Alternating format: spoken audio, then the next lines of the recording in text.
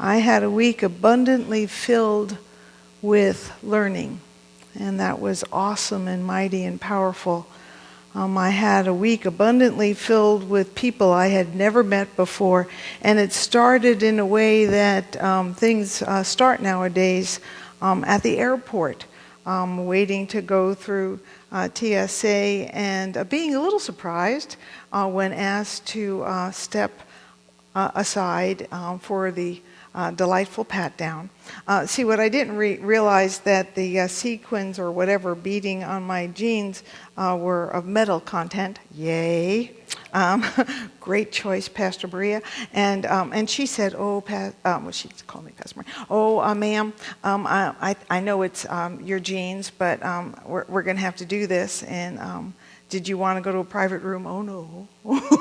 "Don't want no private room. I'll stand here," obediently. And she was quite polite in this rather invasive little routine in which she patted me down all over and put some substance on my hands. And so it began. A week of meeting strangers in new and exciting ways, and that was just a moment and a blip in time. And then got on the plane and got myself to a window seat in which I was firmly assured in my mind that I would immediately begin sermon writing. And the minute I got there, I would dive in and get going, because I knew I would be in conference meetings from the minute I landed until I got back home, back on the plane on Friday night, and then had a workshop all day yesterday, and then it would be Sunday morning, So I just was focused. And Sharon sat down, sweet little Sharon. Sharon's probably about 10 years older than me, and I was trying to stay really focused. Got the computer on my lap, and I'm just typing away, and she's kind of bouncing around in her seat, and I'm trying not to pay attention. Now, we know that's kind of impossible for me, but nonetheless, I'm trying not to pay attention, at which point I realized she can't put on her seatbelt. And she bends down over into my face and said, "I haven't been on a plane in 9 years." And so we get her seatbelt on. And when she's securely seatbelted, she tells me, "Okay, now I want to lay down." And it takes me several tries of explaining to her that she has to sit upright until we're well in the air, and she doesn't understand why, because she's really uncomfortable, and that she's a little bit shorter than me, and so the seat doesn't feel comfortable at all. And I realize that Sharon and I are going to be connected for quite some time. Sermon writing will be put on hold, and I'm kind of listening. She is telling me the fullness of her life story. And she has sons, and she has grandchildren, and she has a failed marriage, and she's got it all. And she's telling me, and I hear at one point for the third time Jesus saying to me, "Who is your neighbor?" And friends who are visiting us for the first time, thank you. And this is in the middle of our sermon series about being good neighbors. And I realize Jesus is writing a sermon for me, to me, not necessarily for you, for me. And I'm getting a lesson. And I quit thinking about the one I'm writing for you. And Sharon and I really get into conversation. Because Sharon is my neighbor. Sharon is really scared. Sharon, I don't know what Sharon thinks is going to happen. I'm on the plane. I always believe that when I'm on the plane, we are going to get to our destination. We're going to be just fine because I'm a child of God, and that's how it goes. So, in fact, I always announce, I'm a pastor, I'm praying, we're getting there on time, and we're going to get there fine. And we're going to land just great, and it's going to be smooth, and praise the Lord, that's how it's gone. I spent some time calming her down, and after this very, very long life story, she has literally worn herself completely out. And then I see her just like a sweet little preschooler just kind of fade into sleep. And I realize a true lesson about abundance, that, we always think we don't have enough time. But in God's time, there is an infinite amount of time. There is this abundance of time. There's all the time in the world for Sharon to tell me her story, which she needs to tell. There is no doubt in my mind she needs to tell me her story, because there's no other way she's going to be calm enough to get up above the clouds and me survive it. and for her to be calm enough to be okay, and for me to learn about really being this heart of Christ that I talk about so frequently. And so we get there, and out of this enormous abundance of time that God has now given me, she is asleep, and I get back to a story which divinely is timed about abundance.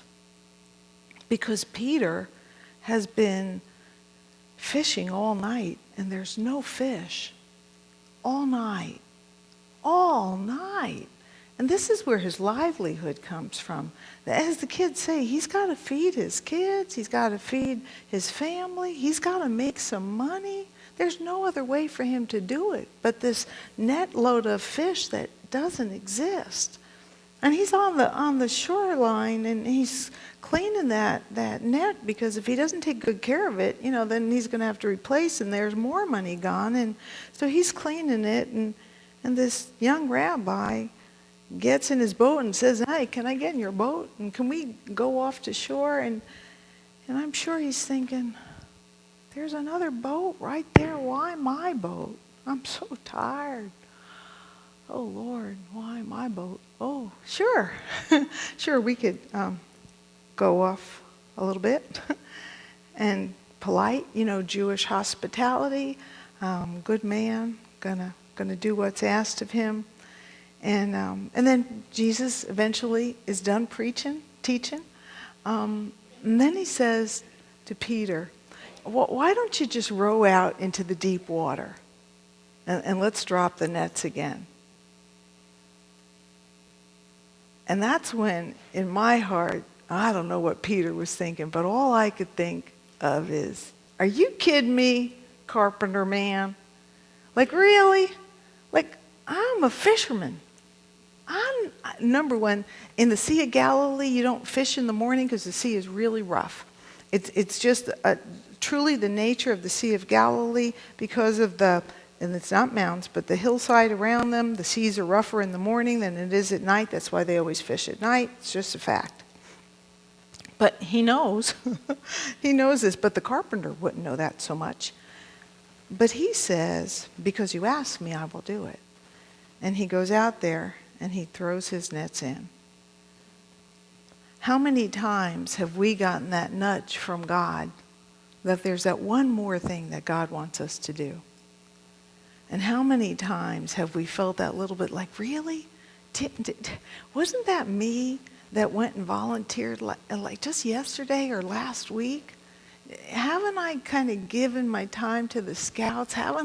Wasn't I the parent that showed up at the last time at the PTA meeting? And wasn't that me who just kind of helped out at the mission? Wasn't that me, God? Can we ever really give enough of our time, of our talents, of our gifts? And God seems to just always be knocking on our door. And what God's saying is, come. You got neighbors, and you have neighbors who are in need, and look what I will do for you. Because what he did for Peter is he filled that net. What he did for me on Tuesday morning is my fingers never stopped. He fleshed out a sermon in a matter of 2 hours that was a really solid first draft. Now I've tweaked it for the whole week, but he fleshed it out, and he gave me thoughts that put together some ideas that I wouldn't have normally put together. And I thought to myself, what a great and glorious God who lives out of this whole idea of abundance. Because what he does with us as you sit next to each other, and if you would think of it for a moment, is just look around at the people around you. You don't necessarily think about who is sitting next to you, but who is sitting next to you are people who are infinitely gifted and blessed and creative. The people around you have the ability to do things that you're not necessarily always thinking about, but they've been given gifts by God and talents by God and abilities by God and intellect by God to do things that make them abundantly wealthy, to do incredible things so that God's kingdom will flourish. And God's kingdom will flourish whether or not you're necessarily trying to, organize it or not, because God has a desire for all people to have an ability to do what they need to do and have what they need to have. If we will only continue to support each other and encourage each other and enable each other to use our gifts. Now, a lot of times, we forget to do that supporting and encouraging. Sometimes we don't look at our neighbors and our friends and our family members as those people who are infinitely, abundantly filled with these abilities. We kind of see them as tired, and we might see them as not, fully willing to be supportive or helpful. But the reality of it is the more encouragement we give people and the more praise at times, and the more working side by side we do with people, we find that kind of team energy builds on itself. And we find that a neighborhood that at one time may have seen itself as a neighborhood that didn't have much can be a neighborhood that can really go out and be a neighborhood of vitality. I want you, and we have been thinking about our neighbors, and last week's assignment was to really be praying for your neighbors to have healthy relationships.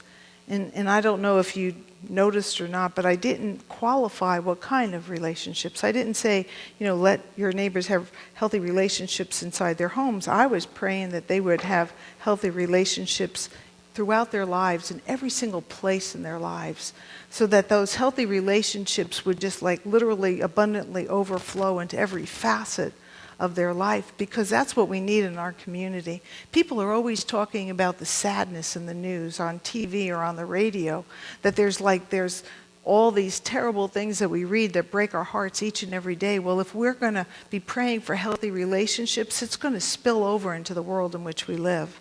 If people start treating each other with respect and kindness and mercy and gentleness, our world will start to look like a different place. And if our neighborhoods start being filled with people who care about one another, that's one way to have healthy relationships that will have a positive impact on you and on your neighborhood. But then, in addition to that, if we start looking at our neighborhoods as rich and vital places, I was thinking that sometimes, I'm trying to remember if anybody in this service right now, some of us in my neighborhood are sitting here, and I've heard a neighbor or two whine about our little park. Let's just say that. It's not always perfectly mowed. But what if, we all live in your own neighborhoods, but what if we looked at our neighborhood park, and instead of that little not perfect grass mowing, we just looked at all the abundantly wonderful things in that park, that it gives us the opportunity for space. It gives us the opportunity to have some room to have gatherings. It is an opportunity for green in the world, which is a wonderful thing, and how it affects the atmosphere. But all the different parts of our neighborhood, my neighborhood has sidewalks. I've lived in neighborhoods with no sidewalks. You know how great that when I look out sometimes at nighttime, people are walking on the sidewalks, and my neighborhood has neighbors that walk. I mean, what if we start looking at our neighborhoods in that way? What if we start recognizing all the positive, good things that are going on in our neighborhoods and supporting those aspects of the life around us? And what if we start encouraging more of those things happening around us, so that maybe what one day will be said about Topeka is that it is a city of neighborhoods in which people care about one another enough that what once was crime and conversations about crime and decay and other things is a city filled with communities, small communities that gather, and they are flourishing. Because we can make an impact, not only on our individual neighborhoods and on the small groups of neighborhoods that we live around, but on our city as a whole. It matters because it matters to God. We are abundantly blessed to live in a place where we can have an impact for good. We're not held down by a fascist government. We're not held down by some sort of other oppressive things that will keep us from making a positive impact. And we have a God that enables us to look into one another's eyes and see the good that God has placed there. So I'm going to invite us to keep searching and striving to see that in one another, to see that individually we are gifted and graced abundantly by God, that God has placed within us all of the gifts and talents that we need to live full and abundant lives, but not just for our own good, but for the good of the people around us.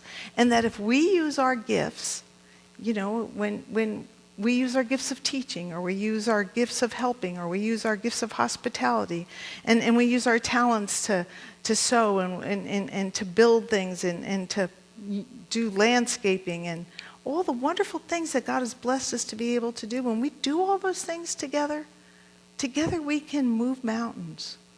There are different kinds of mountain moving, but they're the kinds of things that we can teach our children and that our children can teach their children, so that it's the kind of world that we want our great-great-great-grandchildren to be living in. And we will know it's because we have a God who has poured out the abundant life that God desires each one of us to have. So your challenge for this week is to continue praying on the 8 houses that are closest to your front door, and to look at the abundance that surrounds you in your neighborhood, and to give thanks to God. Amen. And I would like to call Rowan